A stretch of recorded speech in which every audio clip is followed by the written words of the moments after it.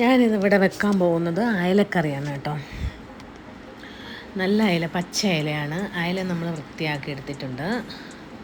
ഇത് ഞാൻ തലയും കൂടെ എടുത്തേക്കുന്നത് വറക്കാൻ വേണ്ടിയിട്ടാണ് കേട്ടോ. പിന്നെ സെപ്പറേറ്റ് തല എടുത്തിട്ടുണ്ട്. അതെനിക്ക് വറുത്ത് കഴിക്കാൻ ഭയങ്കര ഇഷ്ടമാണ്. നമ്മളതിന് ശേഷം നമ്മൾ കുറച്ച് ഇഞ്ചി, വെളുത്തുള്ളി, കുഞ്ഞുള്ളി നന്നായിട്ട് ക്രഷ് ചെയ്യണം. പിന്നെ നമ്മുടെ പിണംപുളി വെള്ളത്തിൽ ഇട്ട് വെക്കണം. പിന്നെ നമ്മൾ 2 സ്പൂണ് കാശ്മീരി മുളക് പൊടി, 2 സ്പൂണ് സാദാ മുളക് പൊടി ഇടണം. അതിനുശേഷം 1 സ്പൂണ് മല്ലിപ്പൊടി ഇടണം. പിന്നെ നമ്മൾ കുറച്ച് മഞ്ഞൾപ്പൊടി ഇടണം.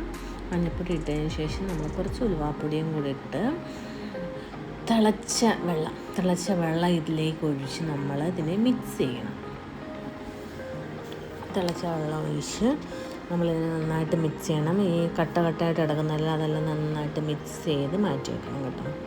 ഒരു കട്ടയൊന്നും ഉണ്ടാകാൻ പാടില്ല. നന്നായിട്ട് വെള്ളം യൂസ് ചെയ്ത് നന്നായിട്ട് മിക്സ് ചെയ്ത് മാറ്റി വെച്ചതിന് ശേഷം നമ്മൾ ഒരു ചട്ടി അടുപ്പത്ത് വെച്ച് കുറച്ച് വെളിച്ചെണ്ണയിൽ ഒഴിക്കുമ്പോൾ മീൻകറി ഉണ്ടാക്കുമ്പോൾ നല്ല ടേസ്റ്റാണ് കേട്ടോ. വെളിച്ചെണ്ണയിൽ കുറച്ച് കടുക് പൊട്ടിയതിന് ശേഷം നമ്മൾ ക്രഷ് ചെയ്ത് വെച്ചിരുന്ന ഇഞ്ചി, വെളുത്തുള്ളി, കുഞ്ഞുള്ളി അതിട്ട് നമ്മൾ നന്നായിട്ട് മൂപ്പിക്കണം.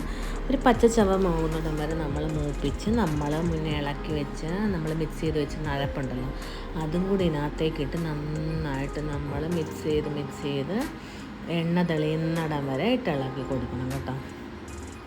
എണ്ണ തെളിഞ്ഞ് ഇളക്കി കൊടുത്തതിന് ശേഷം നമ്മൾ തിളച്ച ചൂടുവെള്ളം നമ്മൾ ഇതിനകത്തേക്ക് ഒഴിച്ച് ആ വെള്ളവും തിളച്ചതിന് ശേഷം ഈ വെള്ളം നമ്മൾ തിളച്ചതിന് ശേഷം നമ്മൾ വൃത്തിയാക്കി വെച്ചത് നമ്മുടെ മീൻ കഷ്ണങ്ങൾ ഇതിനകത്തേക്ക് ഇട്ട് കൊടുക്കുക. അതിൻ്റെ കൂടെ തന്നെ നമ്മളാക്കി വെച്ചിരുന്ന പുളിയും പിന്നെ ആവശ്യത്തിന് ഉപ്പും ഇടുക. ഓരോരുത്തർക്കും ഓരോ കണക്കുണ്ടല്ലോ, ഉപ്പ് എത്ര വേണമെന്ന്. അപ്പോൾ അതനുസരിച്ച് ഉപ്പും ഇട്ട് നന്നായിട്ട് ഇളകി പിന്നെ കുറച്ച് കറിവേപ്പിലയും കൂടി ഇട്ടാൽ സൂപ്പറായിരിക്കും.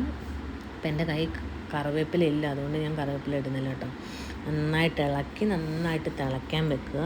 തിളച്ചതിന് ശേഷം നമ്മുടെ ഇത് സിമ്മിൽ തീയിലിടുക.